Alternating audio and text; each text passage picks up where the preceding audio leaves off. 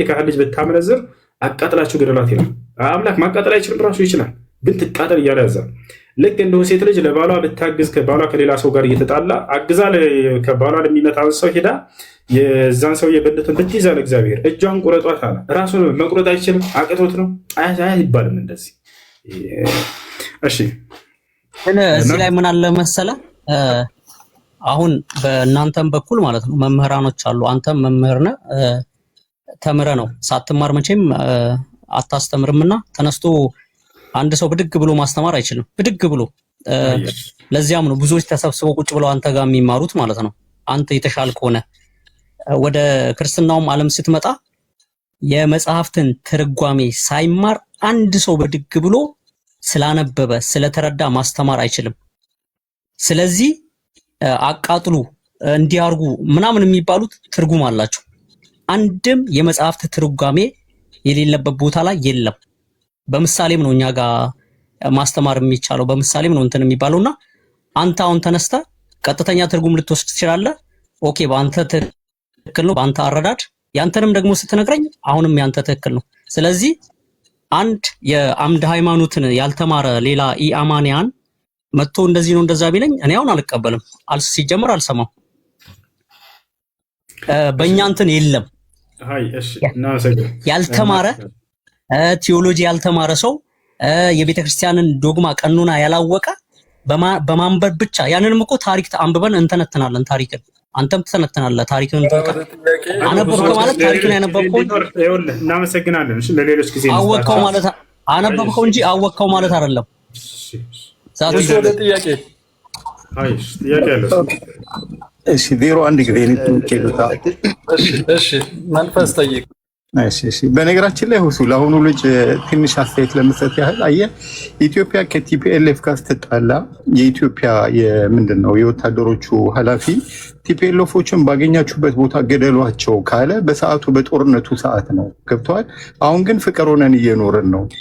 አረ መንፈስ ወደ መንፈሳዊ ጥያቄ ወደ ፖለቲካ አታዙረው። ፖለቲካ እንዲገባው ነው። በቃ ከዚህ በላይ አላወራም። አትስ ፖለቲክስ ምሳሌ ቢሆን ወደ ጥያቄ አትስ ፖለቲክስ አትስ ናት። አረ ተረጋጋ። አረ በቃ ፖለቲክስ አትስ ምን ይላል? እንትን ኒቃብን በተመለከተ ነው። ኒቃብን በተመለከተ ኒቃብ ወይም ጅልባብ እህቶችን ወይም ሚስቶችን አስገድዶ ማልበስ ይቻላል? አንድ ይሄ ነው። ሁለተኛ ይሄንን የሚገልጽ ነገር ቁርአን ላይ ወይም ሐዲስ ላይ አለ ካለ እቀበላለሁ ሁሉንም። እሺ መልካም። ኒቃብና ጅልባብ በመጀመሪያ ልናውቅ የሚገባው ነገር የአምላክ ትእዛዝ እስከሆነ ድረስ ይሄ ባል አስገድዶ ምናምን ሳይሆን ራሷ ፈቃደኛ ሆና ሙስሊም ሴት የአምላክን ትእዛዝ በደስታ ታደርገዋለች የሚለውን ልታውቁ ይገባል።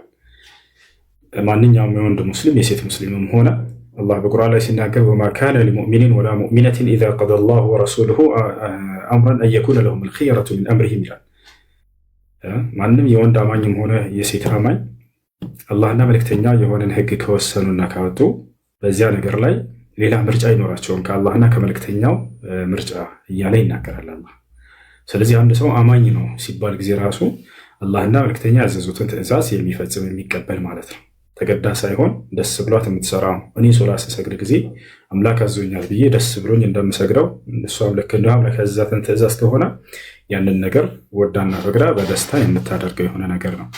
አሁን አላህ ስብሐነሁ ወተዓላ ስለ ጅልባብ እና ስለ ኒቃብ የተናገረበትን ቦታ እንሂድ። የቁል ስብሐነሁ ወተዓላ ፊ ሱረት አልአሕዛብ ያ አዩሃ ነቢይ ቁል ሊአዝዋጅከ ወበናቲከ ወኒሳኢ ልሙእሚኒን ዩድኒነ ዐለይሂነ ሚን ጀላቢቢሂን ዛሊከ አድና አን ዩዕረፍነ ፈላ ዩእዘይን ወካነ አላሁ ገፉረን ረሒማ ይላል። አንተ ነቢይ ሆይ ሚስትህን፣ ሴት ልጆችህን፣ ምእመናት ሴቶችን በሙሉ ሰውነታቸው ላይ ጅልባባቸውን ይለቁ ዘንድ እዘዛቸው ይላል። ጅልባብ የሚለው ግንዛቤ ከብዙዎች ዘንድ የተሳሳተ ግንዛቤን ይዟል።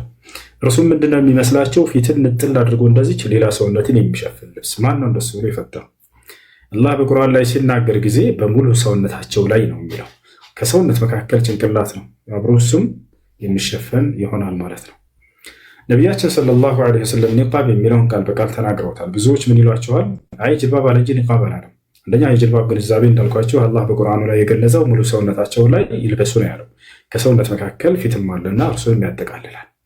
አላህ በሌላ ቦታ ላይ ወላ ዩብዲነ ዚነተሁነ ኢላ ሊቡዑለቲሂን ይላል። ሴቶች የውበት መገለጫቸውን ለባላቸው፣ ለአባታቸው፣ ለባላቸው አባት፣ ለወንድ ልጆቻቸው፣ ለአጎታቸው ምናምን ለነዚህ እንጂ ለባዕድ ወንድ እንዳያሳዩ እያለ ይናገራል።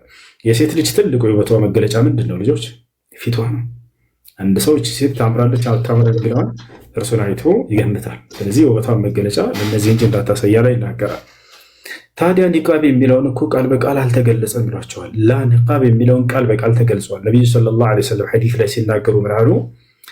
ላ ተልበስ አልመርአት አልሙሕሪማ النقاب والقفازتين لا تلبس المرأة النقاب والقفازتين في الإحرام أو كما قال النبي صلى الله عليه وسلم حديث لا النبي صلى الله عليه وسلم منالو حجنا عمران لمسرات إحرام ያደረገች ሴት በሐጅና በዑምራዋ ጊዜ ኒቃብንና ጓንትን እንዳትለብስ ብለው ከለከሉ።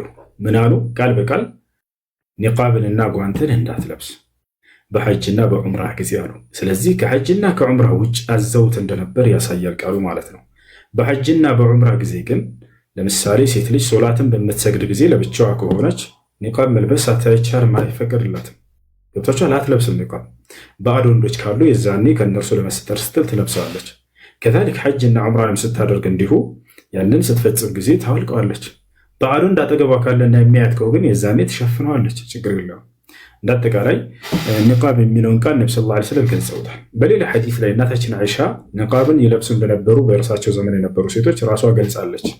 እናታችን አይሻ ሐዲስ ላይ ስትናገር ምን አለች? እኛ ከነብዩ ሰለላሁ ዐለይሂ ወሰለም ጋር ተቀምጠን ሳለን በቤታችን በር ላይ ካን ያቲ አርክባ ነጋዴዎች ከሌላ ሀገራቶች ይመጡ ነበር። ወካን የመሩና አማመና በፊት ለፊታችን ያልፉ ነበር። ወዕንደማ ዩሓዙነና አለች ከእኛ ጋር በሚስተካከሉና በሚቅጣጩን ጊዜ ወደኛ በሚደርሱ ጊዜ ነስድሉ ሊባስ አለዚ ረፈዕናሁ ኢላ ሩኡሲና ዐላ ውጁሂና ከማ ቃለት ወነገጢ ቢሂ ውጁሃና ከማ ቃለት ረዲየላሁ ዐንሃ ወደ ላይ አንስተነው የነበረውን ልብሳችንንም ወደ ታች እናወርደዋለን፣ በእርሱም ፊታችንን እንሸፍናለን አለች። ልክ ዛሬ እህቶቻችን የሚለብሱትን ኒቃብ እናታችን አይሻ ራሷ ገልጸዋለች። በዚያ ሁኔታ ነበሩ የነብዩ ሰለላሁ ዐለይሂ ወሰለም ሚስቶች። ታዲያ ወደ ሁክሙ ስንመጣ ጊዜ በዑለሞች መካከል ይህ ትዕዛዙ እንዳለ ሆኖ ግን ግዴታ መሆኑን ያሳያል ብለዋል ግማሽ ዑለሞች። ሌሎች ደግሞ አይ እንደው ሱና መሆኑን ነው የሚያሳየው እንጂ ኒቃብ መልበስ ግዴታ አይደለም ያሉ አሉ። እንደው ከፊትና ለመሰተርና የበለጠው የተሻለ የትኛው ነው ከተባለ ኒቃብ መልበሱ የሚለው ነው፣ ግዴታ ነው የሚለው ነው። ሼክ አብዱልዓዚዝ ብን ባዝ፣ ሼክ ኢብኑ ዑሰይሚን፣ ሼክ ሷሊህ አልፈውዛን እነዚህ ሁሉ ታላላቅ የጊዜያቸው ዑለሞች ኒቃብ ግዴታ ነው ብለው ከፈትዋ ከሰጡ ዑለሞች መካከል ናቸው እነርሱ። አይሽ ጀዛከላ ኸይር ሁሴ፣ በጣም አመሰግናለሁ። መርሐባ እንደቀጥለን የጉንሱ ታክሻለሁ። አይሽ በቅድሚያ ከልብ አመሰግናለሁ። የሁሉንም ባህሪ አስተናግደህ በትህትና ስለምትመልሳቸው መልሶች ሳላመሰግን አላልፍም። መርሐባ እኛ እናመሰግናለን።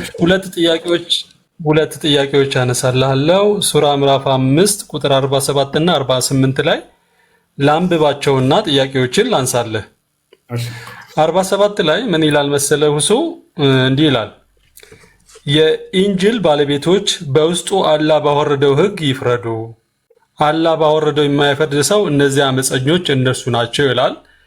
የኢንጅል ባለቤቶች የተባሉት መጀመሪያ አጭር መልስ ከሰጠኸኝ እነማን ናቸው? በጣም ጥሩ። እዚህ ቦታ ላይ እየተናገረ ያለው በምን ምክንያት ነው፣ ለምን ይህን ተባለ የሚለውን በዚያው ባብራራ ላይ የተሻለ ነው። ሐዲስም ላይ መብራሪያው ስላለ ልንገርህ። እሺ፣ ጥያቄን ግን አላነሳውም።